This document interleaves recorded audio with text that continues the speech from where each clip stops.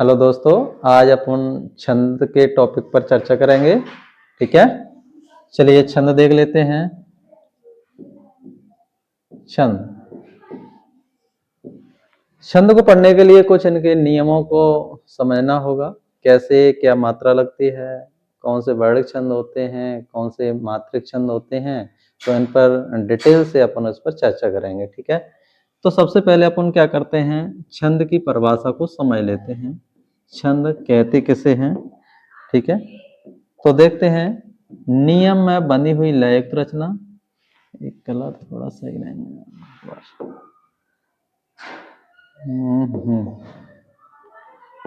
हाँ, तो नियम में बंधी हुई लय युक्त रचना जिसमें यति, गति, चरण, तुक आदि का विशेष ध्यान रखा जाता है।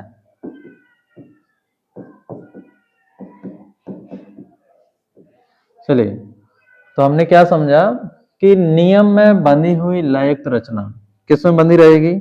नियम में बंधी रहेगी। इसमें कुछ नियम होते हैं, यानी निश्चित मात्राएं होती हैं। ठीक है, निश्चित वर्ण होते हैं। तो एक इनका नियम होता है। ठीक है, कितने चरणों में कौन सी मात्राएं होंगी, कितनी मात्रा होंगी, ये पहले से फिक्स है। तो इन चीजों को हमें क्या है, इसमें इसलिए बताया गया है कि नियम में बंधी हुई लय युक्त कैसी होती है? लय युक्त होती हैं, जिनको लय से गाना पड़ता है। ठीक है, लय युक्त रचना जिसमें यति, गति, चरण और तुक। यति क्या होती है? थोड़ी देर के लिए रुकना, यानी जैसे ठहराव कह सकते हैं, ठहराव या रुकना कह सकते हैं। जो हल्का सा कॉमा रहता है, इसको अल्पविराम कहते हैं। अगर ये लगा रहता है, इसी को हम क्या कहते हैं? यति कहते हैं। छंदों को पढ़ते समय जब ये अल्पविराम चिन्ह होता है, इसी को हम क्या कहते हैं? यति कहते हैं।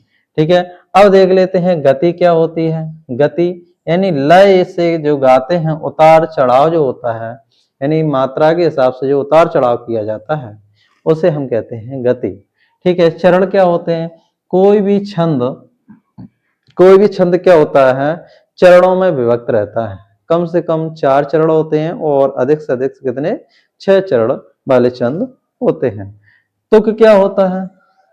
यानी जो चरण होते हैं, चरण के अंत में जो ध्वनि निकलती है और दूसरे ही चरण में अगर वैसी ही ध्वनि निकलती है, तो उसे हम तुक कहते हैं। ठीक है, ये छंदों के क्या होते हैं? ये छंद के अंग भी माना जा सकते हैं इनको। ठीक है, अब देख लेते हैं कि छंद के प्रकार कितने हैं। छंद के प्रकार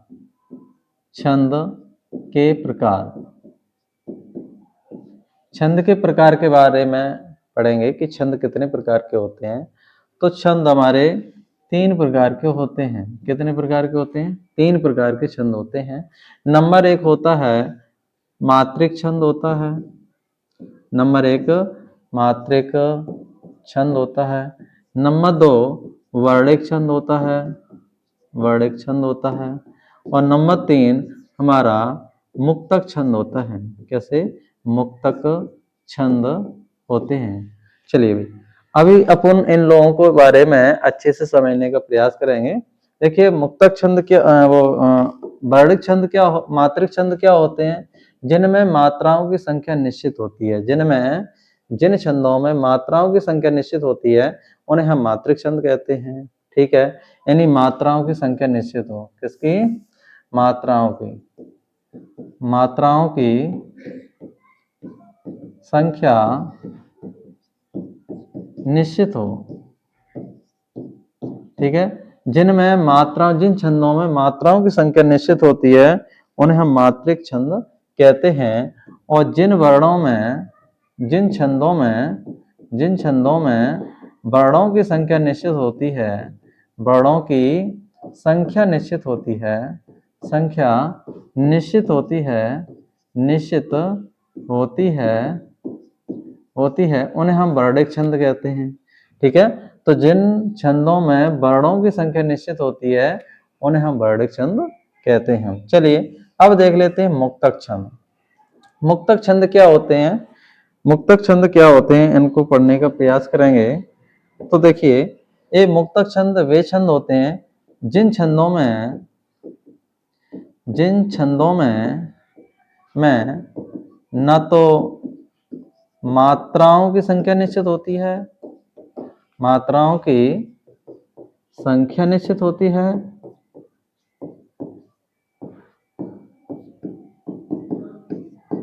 है, और ना ही वर्णों की संख्या निश्चित होती है, वर्णों की संख्या निश्चित होती है।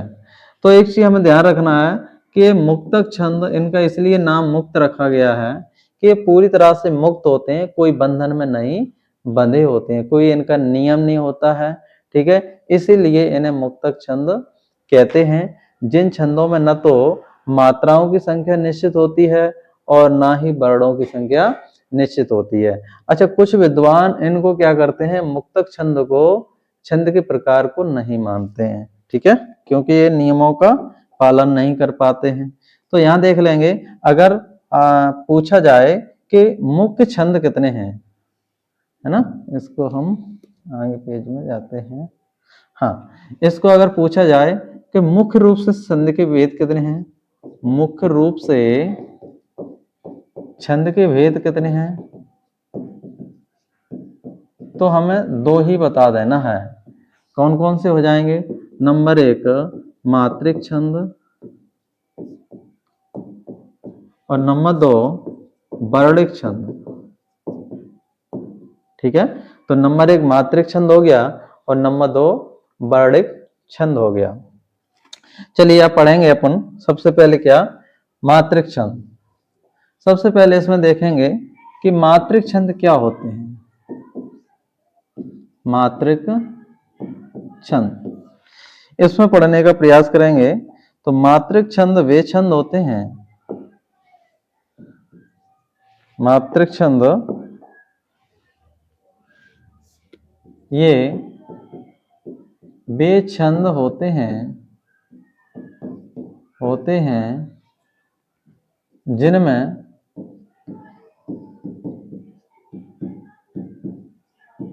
मात्राओं की संख्या निश्चित होती है,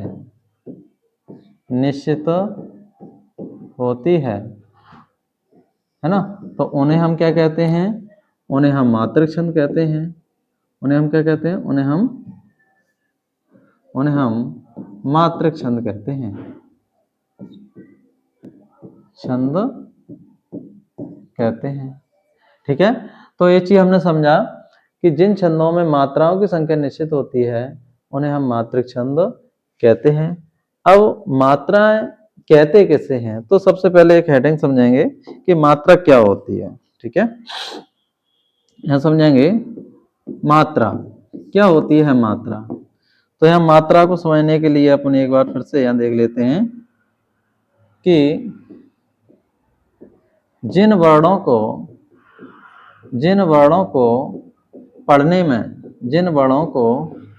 पढ़ने में जो समय लगता है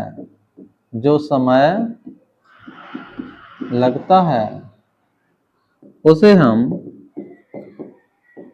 मात्रा कहते हैं। उसे हम क्या कहते हैं, उसे हम मात्रा कहते हैं। और ये दो प्रकार की होती हैं। कितने प्रकार की होती हैं? 2 प्रकार की होती हैं। ठीक है, यहां पर अपन समझेंगे कि मात्रा किसे कहते हैं। तो जिन वर्णों को पढ़ने में या जिन वर्णों का उच्चारण करने में जो समय लगता है, जो भी समय लगे पढ़ने में या उच्चारण करने में, उसे हम क्या कहते हैं, उसे हम मात्रा कहते हैं। और ये मात्रा कितने प्रकार हैं? 2 प्रकार हैं। ठीक है, चलिए अब मात्रा को देख लेते हैं, कौन कौन सी मात्रा होती हैं। तो नंबर एक है, एक तो लघु मात्रा होती है, और नंबर दूसरा है दीर्घ, या फिर इस भाषा में छंदों में अपन उसे कहते हैं क्या, गुरु, गुरु मात्रा। ठीक है, एक तो होती है लघु मात्रा और दूसरी होती है बच्चों गुरु मात्रा। अब इनको अपन लघु और गुरु मात्रा को भी समझेंगे, क्या होती है गुरु मात्रा, क्या होती है लघु मात्रा।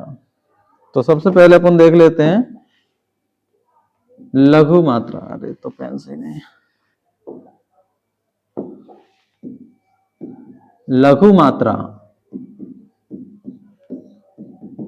लघु मात्रा में समझेंगे लघु मात्रा किसे कहते हैं। तो यहां देख लेते हैं कि जिन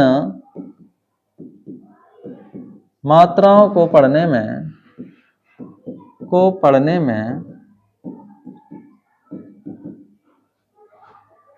में या उच्चारण करने में, या एक ही बात है, उच्चारण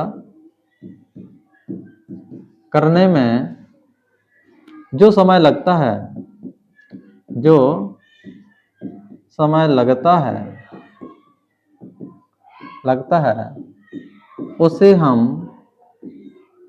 उसे हम लघु, इसको ह्रस्व भी कह सकते हैं, ह्रस्व मात्रा कहते हैं, ह्रस्व मात्रा कहते हैं। तो एक चीज का अच्छे से ध्यान रखेंगे कि जिन मात्राओं को पढ़ने या उच्चारण करने में जो समय लगता है उसे हम लघु या ह्रस्व मात्रा कहते हैं। ऐसे कौन कौन से वर्ड हैं जिनको पढ़ने में कम समय लगता हो, है ना। तो देखिए, जैसे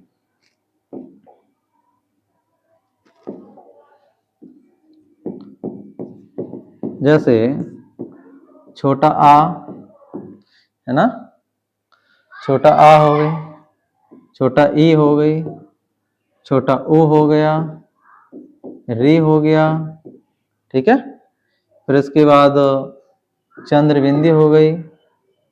इन सभी की जो मात्राएं होंगी वो क्या होंगी, इन सभी की जो मात्राएं होंगी वो हाँ, इन सभी की जो मात्राएं होंगी वो ह्रस्व मात्रा गिनी जाएंगी। ठीक है, ये ह्रस्व मात्राएं गिनी जाएंगी और इनको हम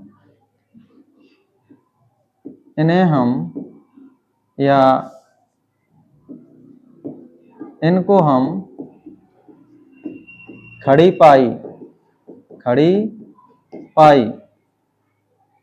द्वारा, ये खड़ी पाई का चिन्ह है, द्वारा प्रदर्शित करते हैं, जिसकी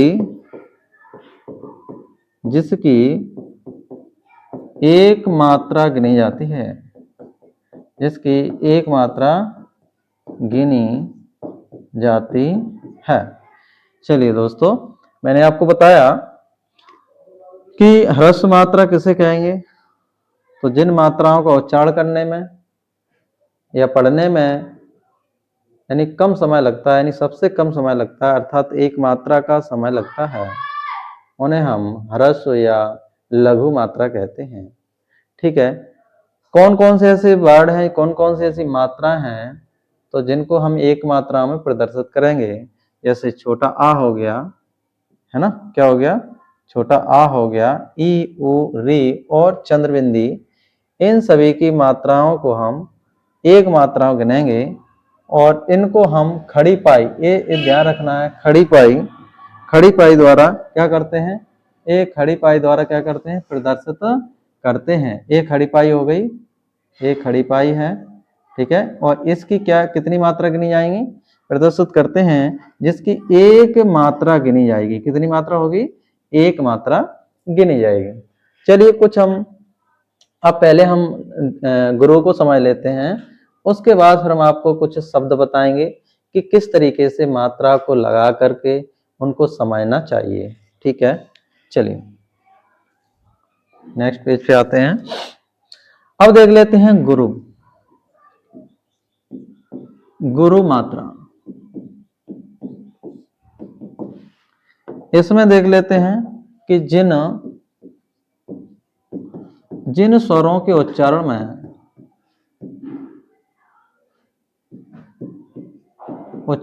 में ह्रस्व से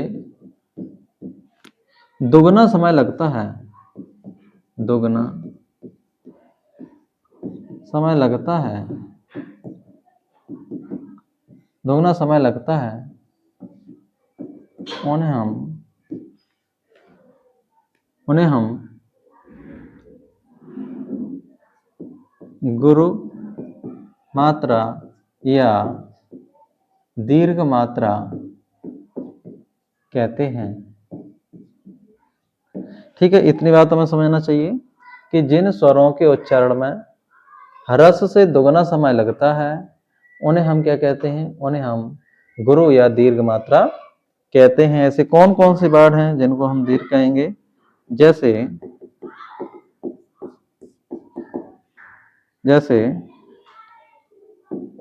जैसे बड़ा आ है, बड़ा ई है, बड़ा ओ है, ठीक है, ए है, आई है, ओ है, औ है, अंग है और आहा है।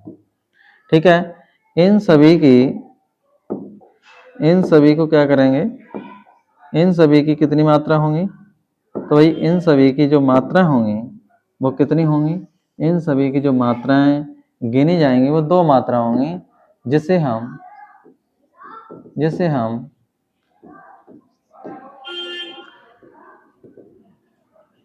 ऐसे लिख सकते हैं, इन सभी वर्डों की 2 मात्राएं गिनी जाती हैं, 2 मात्राएं गिनी जाती हैं और इन्हें हम अवग्रह आ, ये अवग्रह आ होता है, चिन्ह द्वारा प्रदर्शित करते हैं, चिन्ह द्वारा प्रदर्शित करते हैं। चलिए, दीर्घ मात्रा या गुरु मात्रा किन्हें कहते हैं? जिनमें ह्रस्व मात्रा से दुगना समय लगता है और इनका उच्चारण करने में अधिक समय लगता है और इनकी मात्राएं कितनी मानी जाती हैं? 2 मात्राएं मानी जाती हैं। वो वर्ड कौन कौन से हैं? बड़ा आ हो गया, ई, उ, ए, आई, ओ, औ, अंग और आ। इन सभी वर्डों की 2 मात्राएं गिनी जाती हैं और इन्हें हम अवग्रह आ, ये अवग्रह आ है, द्वारा प्रदर्शित करते हैं। किसके द्वारा? अवग्रह आ के द्वारा प्रदर्शित करते हैं। ठीक है, तो जहां भी ऐसा हो या ऐसा हो तो इसकी 1 मात्रा, ठीक है, और इसकी 2 मात्राएं गिनी जाएंगी। कुछ हम वर्ड बताते हैं 2, 4, 5, तो उनको आसानी से समझ सकते हैं। कौन से वर्ड हैं? देखिए, जैसे मैंने लिख दिया कमला, लिख दिया कमला, तो यहाँ कमला में देख लेते हैं। तो कमला में अपन ने देखा क्या, का में आ की मात्रा है, का में किसकी है? आ की मात्रा है, तो क्या कितनी मात्रा रहेगी इसकी 1 मात्रा रहेगी, यानी खड़ी पाई का प्रयोग करेंगे। ठीक है, इसमें देख लेते हैं, इसमें भी माँ में क्या है? इस माँ में भी छोटा आ की मात्रा है, तो खड़ी पाई का प्रयोग करेंगे। फिर इसके बाद ला क्या है? बड़ा आ है, तो बड़ा यानी दीर्घ है, दीर्घ वर्ड है, दीर्घ स्वर है, तो इसमें हम गुरु मात्रा का प्रयोग करेंगे। इस प्रकार से इस कमला शब्द में टोटल कितनी मात्रा हुई?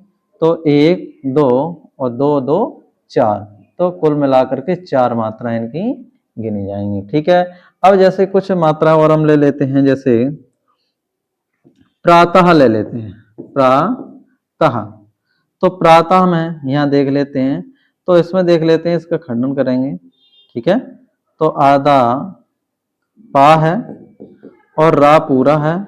ठीक है, तो इसमें पा की जो मात्रा होगी वो कुछ नहीं रहेगी, है ना, और इस जो रा की जो मात्रा रहेगी, इस रा की मात्रा क्या आ जाएगी? अपनी गुरु आ जाएगी, और ता की जो मात्रा होगी वो भी क्या आ जाएगी? गुरु आ जाएगी, क्योंकि यहाँ पर क्या लगा है? विसर्ग लगाए। अच्छा, इसके बाद एक थोड़ा एक नियम और लिख लो, नोट डाल के लिखते हैं, नोट डाल के इसमें लिखेंगे कि संयुक्ताक्षर के पूर्व का पूर्व का पूर्व का लघु वर्ण दीर्घ हो जाता है। यानी संयुक्ताक्षर के पूर्व का लघु वर्ण दीर्घ हो जाता है।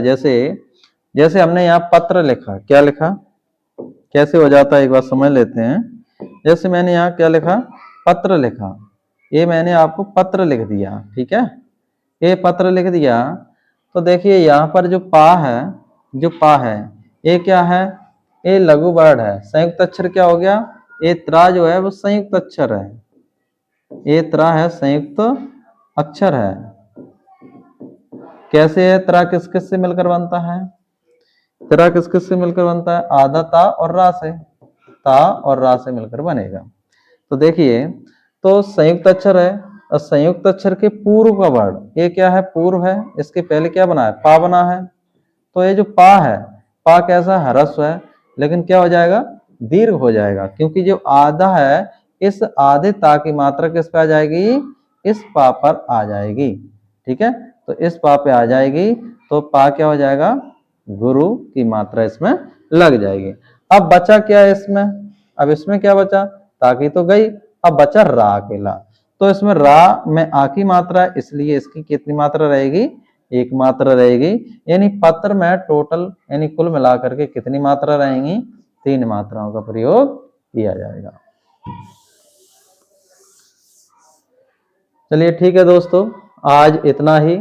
अगले नेक्स्ट क्लास में अपन और इसके बारे में कुछ समझने का प्रयास करेंगे, ठीक।